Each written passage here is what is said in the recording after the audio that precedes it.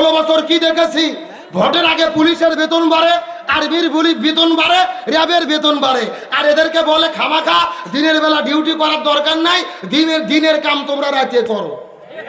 কথা কর না গা। ওরা বেতন বেড়ে নিয়ে আগেই রাতের বেলা বাস্ক ভরাইয়া বাস একেবারে নৌকো মার্কা জিতে ইন্ডিয়ার দিল্লি পাঠিয়ে দেয়, এভাবেই চলেছে। কিন্তু বেতন বাড়তে বাড়তে যখন ছেলে পেলে রাজপথে নেমেছে, নিরাপত্তা বাহিনীর লোকজন বলতেছি এত টাকা পয়সাতে কি হবে।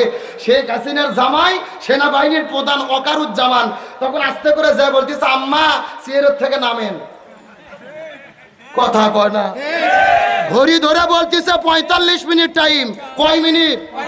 বলতেছে 45 মিনিটের মধ্যে যদি গণভবন না ছাড়েন।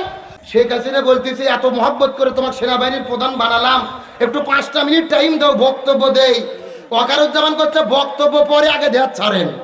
এখন আবার বলতেছে আমরা সীমান্তের কাছেই আছি, যে কোনো সময় শর্ট করে ঢুকে পড়তে পারি। আমরা বলতেছি ম্যাডাম আসেন, এটা তোমার বাবার দেশ, আপনি আসেন, আপনি শর্ট করে ঢুকবেন আর আমরা আপনাকে ফট করে আয়না ঘরে ঢুকে দেবো।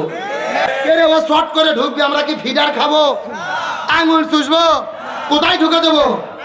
বুবু আইবা তুমি আইবা গো, এইবার আইসা বুবু ক্ষমতা পাইবা না। একটু জোরে বলেন, জোরে বলেন। এ যারা ঠিক বলবে না মনে করবো না এই গ্রুপের লোক। জোরে বলেন ঠিক। বুবু আইবা তুমি আইবা গো, এইবার আইসা বুবু ক্ষমতা পাইবা না। খোঁজ নেই বুবু কাদের কাকার অবস্থা খা বাবার, হারুন আঙ্কেল এখন সামনে আসে না। নেতা কর্মী সব ছেলের ভেতর বুবু আছে ডরের উপর, কখন জানি আসে গ্রেফতারি পরোয়ানা।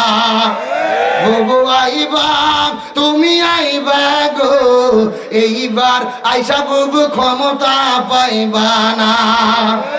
বয়স তোমার 80 বছর, ও ডাকছে বুবু তোমায় কবর, দাফন হবে কোথায় সেইটা ভাবলা না।